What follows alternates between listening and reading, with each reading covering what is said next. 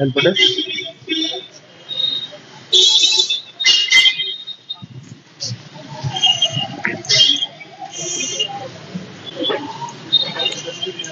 अच्छा, ये help desk है या इसी में जन सुनवाई वाला दोनों एक साथ है? महिला हेल्प डेस्क का ये सर बन रहा है। अच्छा, अभी ये बन रहा है। हेल्प डेस्क कौन देखता है बेटा? इधर है, कहाँ है रजिस्टर, कहाँ है? खोलो, लेटेस्ट दिखाओ बेटा, लास्ट पेज।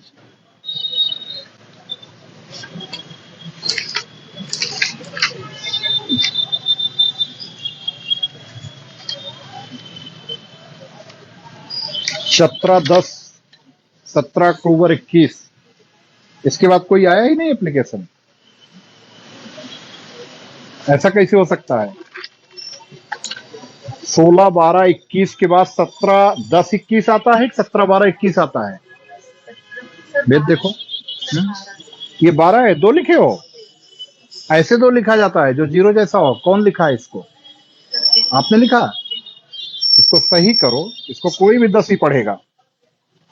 सही करके लिखो। अच्छा, दूसरे, एक पेज में आप इसको 2-2 क्यों लिख रहे हो? वेद, क्या पेज की कमी है हम लोगों के पास? इसमें एक पेज पर आपको एक लिखना है, जिससे जब भी आप फीडबैक लिख सकें, शिकायतकर्ता से फीडबैक लेने के बाद लिखना हो तो पूरा पेज खाली रहे आपका।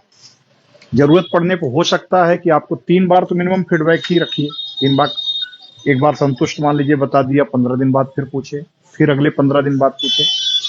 आप इस प्रकार से उसको 45 डेज तक फीडबैक रखेंगे। उसके अलावा मान लो यह भी हो सकता है कि शिकायतकर्ता जो निस्तारण किया गया है शिकायत का, उससे संतुष्ट ना हो। ये भी हो सकता है ना। इसलिए भी रहता है कि इन केस अगर शिकायतकर्ता संतुष्ट नहीं है तो तुरंत किसके संज्ञान में लाओगे आप? किसके संज्ञान में आएगा? फिर प्रभारी के, प्रभारी निरीक्षक के। वो शिकायत दूसरे को देंगे, इसके प्रार्थना पत्र को दूसरे को देंगे, दूसरे उप निरीक्षक या जिसको भी दिया। और फिर जब शिकायत निपट करके आई तो अंतिम निस्तारण तक यही प्रक्रिया दोहराई जाएगी। इसलिए एक पेज में केवल एक लिखना है। ये एकदम याद रहे, क्लियर रहे। ये मैं हर बार कह चुका हूं ये। और देखो, ये ऐसे ही होना चाहिए। ठीक, इस पेज पे पूरा एक रहे। अब इसमें फीडबैक कहाँ लिया है ये बताओ मुझे, कहाँ है ये?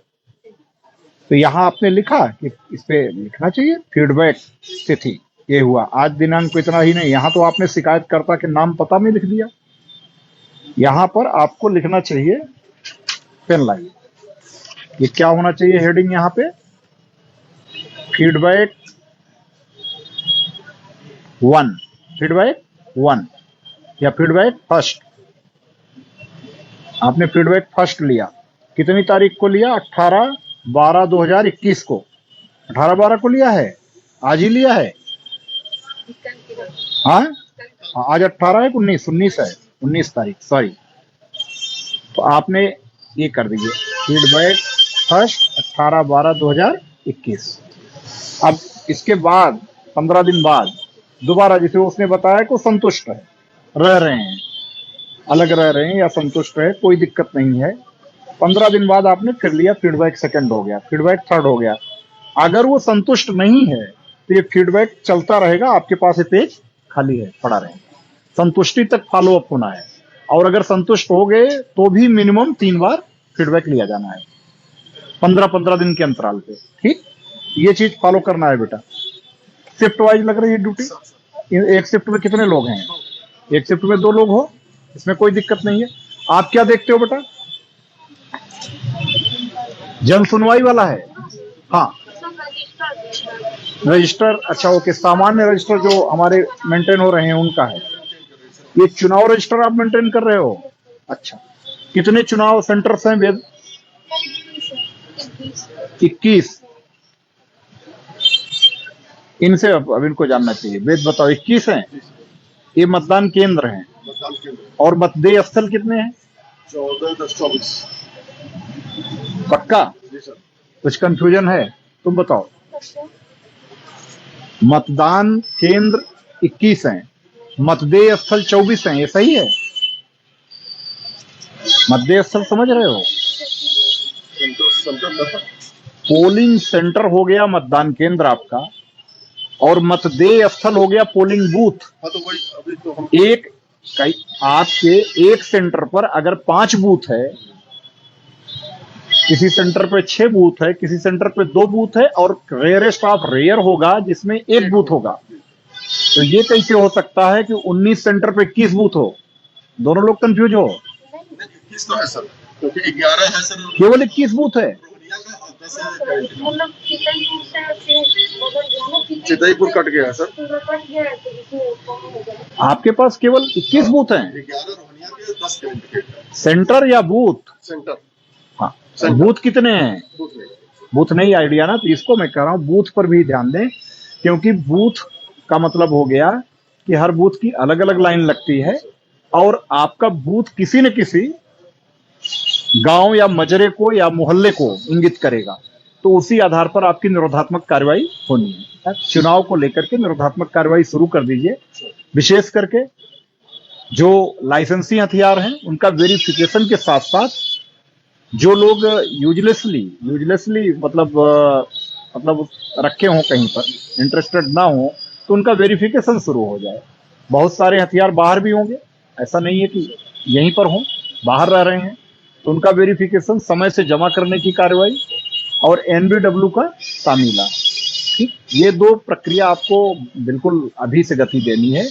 और निरोधात्मक कार्रवाई भी आप पिछले चुनाव और इस चुनाव के बीच में भी जो चुनाव हुए हैं, उनमें भी जो लोग किसी भी रूप में कभी भी फिजिकल वायलेशन में लगे रहे हैं, मान लीजिए किसी के खिलाफ एनसीआर बॉडी ऑफेंस की दर्ज है, एफआईआर दर्ज है, तो आपको क्या करना है? उन सबको निरोधात्मक कार्रवाई के दायरे में ला देना है। 107, 116 की कार्रवाई कब मानी जाएगी? जब 117 में बदल जाएगा। 117 की कार्रवाई अगर आपने कर ली है सीआरपीसी की, तभी आप उनका 122 के तहत जब्तीकरण की कार्रवाई ठीक उसी प्रकार करा सकेंगे जैसे गैंगस्टर अधिनियम में आप जब्तीकरण की कार्रवाई कराते हैं 14(1) में। एचएस की क्या स्थिति है? कितने हिस्ट्री सीटर्स हैं अपने? 59। कितना? अच्छा, रजिस्टर, मेन रजिस्टर्स जो मैं बता रहा हूं उनको वहां लेके आना है आपको। कौन है मुंशी? कौन है? आइए, इधर हैं, आइए ऑफिस में आइए। अच्छा, ये ऑफिस है अपनी। रजिस्टर बेटा निकालो, फ्लाई सीट, ठीक है? एचएस की फ्लाई सीट समझ रहे हो ना?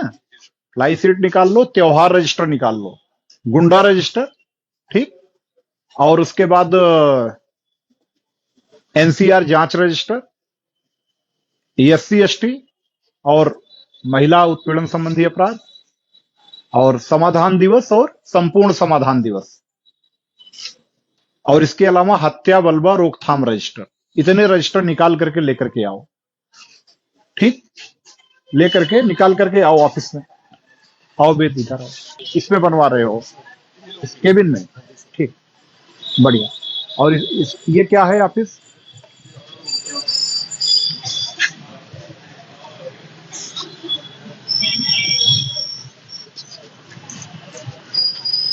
कब तक बन के तैयार हो जाएगा महिला हेल्थ से? उनके फर्स्ट फॉलो करवाना है और लाइटिंग करवाना दिवसाधिकारी कौन है? Day officer? एक तो दिवसाधिकारी और एक रात्रि अधिकारी होते हैं ना, 12-12 घंटे की शिफ्ट वाले। इधर आइए। आप ही हो दिवसाधिकारी? आप ही हो?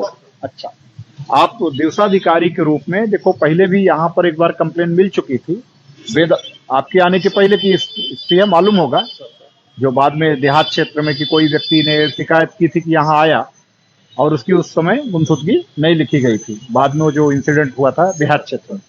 तो जो भी दिवसाधिकारी रहे, रात्रि अधिकारी रहे, आप परफेक्ट जिम्मेदार होंगे। कोई भी शिकायत करता आया तो वो हर हाल में अटेंड किया जाना चाहिए। इंश्योर करिए, अगर वो एफआईआर के लिए आया है तो भी आप तुरंत एफआईआर दर्ज करिए। आवश्यक जहां भय समझ रहे हैं आप, इमीडिएट अपने, अगर यहीं पर उपस्थित हैं प्रभारी, उनसे बताइए, नहीं उपस्थित हैं फोन से बताइए, या जहां भी आवश्यकता है, जो भी हमारी सेट प्रैक्टिस है बताने की, बताइए। लेकिन हमारी प्रैक्टिस के कारण ये स्थिति कतई ना हो कि वो अनअटेंडेड हो। बात समझ रहे हो ना? अनअटेंडेड नहीं होना चाहिए। उसका जो भी ग्रीवांस है तत्काल देखा जाए, ये निश्चित करना है। रजिस्टर मंगा लो वेद, आते हैं।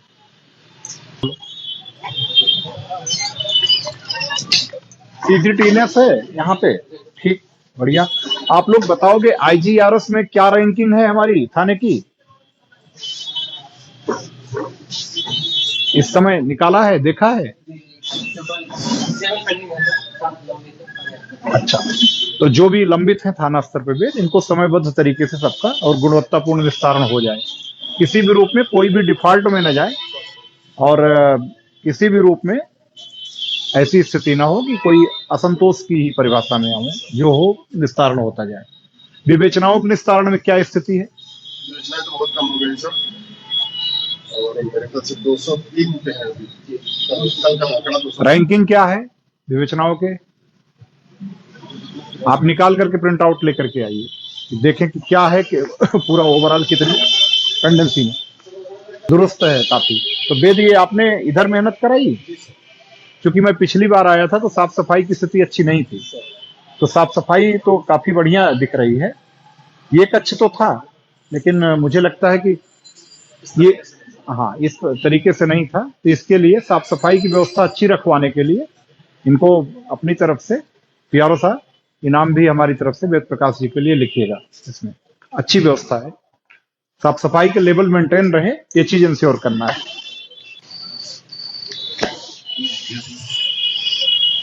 हमारी गाड़ी से पेन उठा लाना, पेन नहीं होगा। हाँ,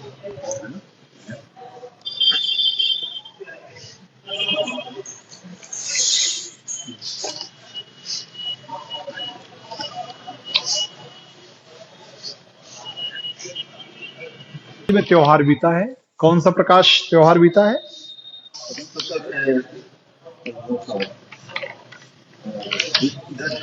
देव दीपावली।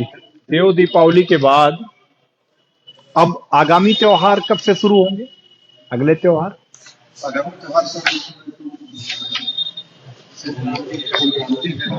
मकर संक्रांति, पूजा है, खरमास के बाद शुरू होंगे त्योहार। त्योहार रजिस्टर अप टू डेट है? ठीक है, ठीक है, कलम ले लीजिए। आपके यहाँ संत रविदास जयंती, ये भी काफी महत्वपूर्ण फेस्टिवल के रूप में होता है। मेरी समझ से मुख्य मंदिर आपके ही थाना क्षेत्र में है, और पीछे लिखा भी है, विस्तार से लिखा भी हुआ है।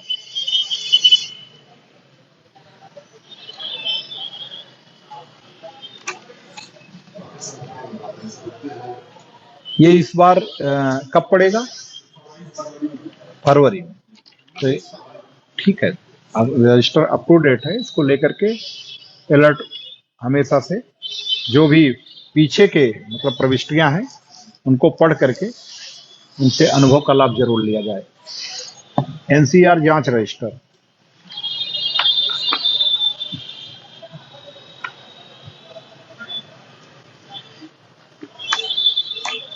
ज्यादातर में 107, 116 की कार्रवाई दिख रही है पीछे, हालांकि बाद में अब इधर 151 की कार्रवाई शुरू हुई है।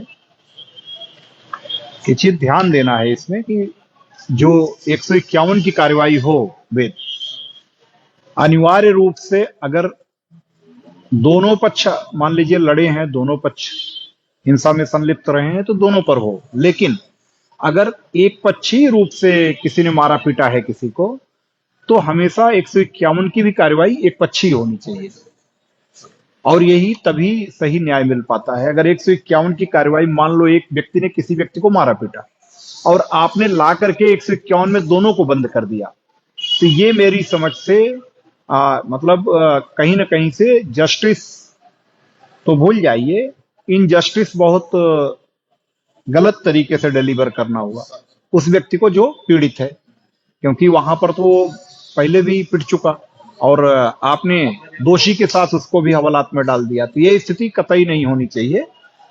151 की कार्रवाई अनिवार्य रूप से आक्रामक पक्ष के खिलाफ एक पक्षी तरीके से करिए। हाँ, अगर दोनों पक्ष मारपीट में एज ए ग्रुप लड़े हों, दोनों का 19-20 ही सही अंतर हो, बट मतलब मारपीट में दोनों शामिल हों, तब दोनों पक्ष पे करिए। बट मतलब अगर एक पक्षी मारपीट का है तो उसमें एक पक्षी ही 151 की भी कार्रवाई की जाए।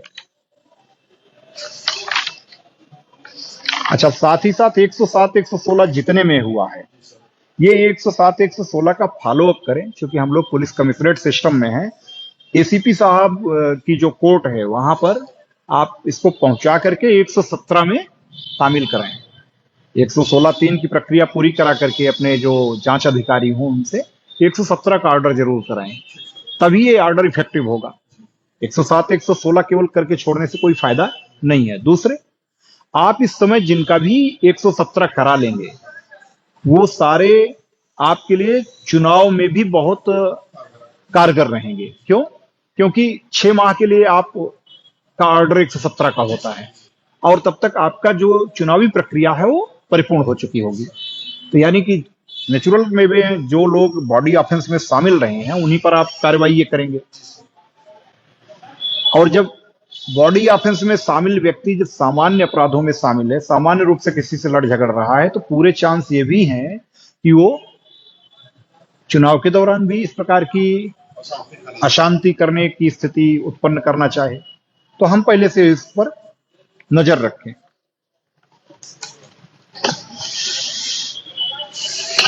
महिला उत्पीड़न, इसमें कोई पेंडिंग केस है इस समय वर्तमान में? कोई भी सीरियस ऑफेंस का पेंडिंग केस है? ठीक है, ये सर्वोच्च प्राथमिकता पे है शासन की, डीजीपी साहब की, और इसमें किसी भी रूप में महिलाओं से संबंधित जो भी अपराध कहीं भी कारित है तो समय से उन सब में समयबद्ध तरीके से चार्जशीट हो, गिरफ्तारी की कार्रवाई हो, सब पूरी कर लें। गुंडा रजिस्टर, एसएसआई साहब, कितने प्रकार के गुंडे होते हैं? कितने प्रकार के गुंडे सूचीबद्ध किए गए हैं? आपको है जानकारी? नहीं है? वेद आप बताओ। इसका मतलब आपने भी पढ़ा नहीं है पूरा।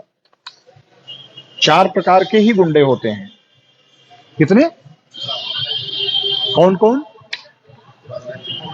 राजनैतिक, सांप्रदायिक, छात्र और आपराधिक। कितने? 4 प्रकार के, जिनमें से राजनैतिक स्पष्ट है, छात्र भी स्पष्ट है जो स्टूडेंट्स से रिलेटेड है, सांप्रदायिक भी स्पष्ट है जहां पर कम्युनल हार्मोनी प्रभावित हुई हो। इन तीनों के अलावा जो लोग गुंडा की कैटेगरी में आते हैं उनको किसमें डाला जाता है? आपराधिक में। ये एकदम से याद रहना चाहिए। और जितने लोग आपके इन चारों प्रकार की गुंडा की कैटेगरी में हैं उनको आप अनिवार्य रूप से मॉनिटर करते रहें कि वो हमेशा एट ए टाइम आपके 117 में पाबंद रहें और भारी पे मुचलके में पाबंद रहें, ताकि अगर किसी भी प्रकार का नुइसेंस को क्रिएट करना चाहें तो आप उनकी जब्तीकरण की कार्रवाई 122 सीआरपीसी में करा सके। अब कमिश्नरेट में आपको ये अतिरिक्त लाभ है कि आप जिन पर प्रभावी कार्रवाई करेंगे उसमें कोई डिले होने के चांस नहीं है। तो ये चीज आप इसमें करा लीजिए, इसका अध्ययन करके चुनाव के पहले यह भी पूरी तरह अपडेट हो जाना चाहिए। इसको मैं 1 सप्ताह बाद पुनः निरीक्षण करूंगा आपके थाने का। अभी मैं इसीलिए अभी सरसरी तरीके से बाकी चीजों को कर रहा हूं। हत्या बलवा रोकथाम रजिस्टर, इस रजिस्टर में भी मैं यही चाहूंगा कि जितने भी इस प्रकार के एलिमेंट्स हैं जो गंभीर शारीरिक अपराधों में संलिप्त रहे हैं, हत्या बलवा रोकथाम रजिस्टर में जो भी इंगित हैं, इन सब पर भी प्रभावी निरोधात्मक कार्रवाई समय से कर ली जाए और वो कागजी खाना पूर्ति की ना हो। 107-16 हो तो 117 तक पहुंचे। इसके अलावा गुंडा, मिनी गुंडा 109-10 110 जी, और अगर उनके कई बार अपराध का रिपीटेंस हुआ हो तो आप उसमें एचएस खोलिए उनकी। इसी प्रकार से कई अपराध की स्थिति में ही आप गैंगस्टर की भी कार्रवाई करिए। इसमें भी किसी प्रकार से कोई ढिलाई नहीं करनी है। ये आपका सबसे महत्वपूर्ण रजिस्टर है। इस पर शासन की तरफ से, माननीय डीजीपी साहब की तरफ से बहुत जोर दिया जा रहा है। हत्या बलवा रोकथाम रजिस्टर को अगर आपने अच्छे तरीके से, प्रभावी तरीके से पीछे का पढ़ करके और इनको निरोधात्मक कार्रवाई के दायरे में ला लिया तो आप मान के चलिए कि वहां पर किसी प्रकार की अशांति होने की संभावना नहीं रहेगी। समाधान दिवस रजिस्टर, कोई इधर के पीछे के कोई मामले पेंडिंग तो नहीं है? एक केवल है पीछे का, ठीक है। तो उनसे बात करके जो भी कंसर्निंग राजस्व निरीक्षक हों या जो इसमें लेखपाल जुड़े हुए हैं, टीम के साथ भेज करके निपटा दीजिए समय से। किसी भी रूप में समाधान दिवस का या संपूर्ण समाधान दिवस का समयबद्ध तरीके से निस्तारण हो जाना चाहिए, पेंडिंग नहीं रहना चाहिए।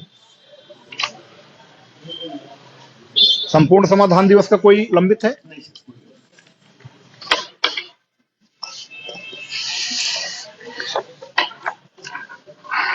ये आपकी एचएस की फ्लाई सीट है। कुल एचएस की संख्या कितनी है? अभी पानी नहीं पिएंगे, पानी नहीं पिएंगे। कितनी है? 59। कितने निरीक्षण कितने होने चाहिए एचएस के? महीने भर में कितने निरीक्षण होने चाहिए?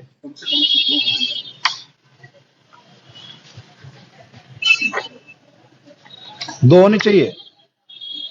अच्छा, दिन में या रात में?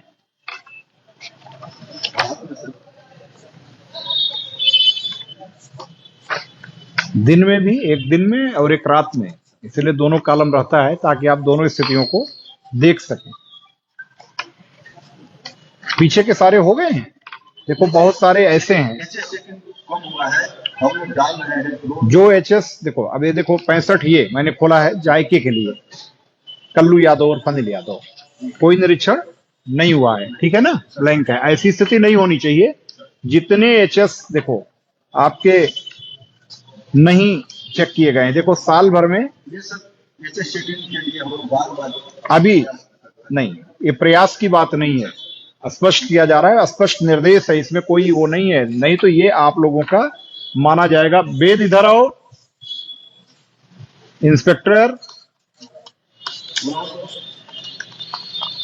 ये बिल्कुल नहीं है, एकदम ब्लैंक है। इधर देखो एचएस का, ये नहीं होना चाहिए। साल का अंत है ये, साल के अंत में एक भी निरीक्षण ना होना शर्मनाक है। ये शो करता है कि कहीं ना कहीं से हमारी जो अपराध एवं अपराधियों के बारे में प्रयास की स्थिति है वो बहुत अच्छी नहीं है। जितने बचे हैं आपके पास इफेक्टिव रूप से अभी 10 दिन है। इस 10 दिन में सारे एचएस का वेरिफिकेशन हो जाना चाहिए 59 का। मैं अगले हफ्ते फिर से एचएस पे ही फोकस कंप्लायंस करूंगा।